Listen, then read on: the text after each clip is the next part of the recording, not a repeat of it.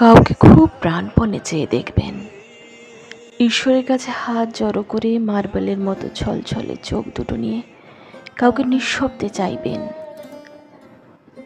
যদি তাকে নাও পান, আপনার আক্ষেপ থাকবে না। চিরকাল আমরা প্রাপ্তিটাকেই আমাদের প্রশান্তি ভেবে এসেছি। ছোট থেকেই মনে হয়েছে সেই সুগন্ধি রবারটা, ক্রিকেট ব্যাট, বরফে মানানসই চাকরি বা আমাদের পছন্দের কোনো মানুষকে সময় মতো পেলেই আমরা ভালো থাকব। আসলেই কি তাই?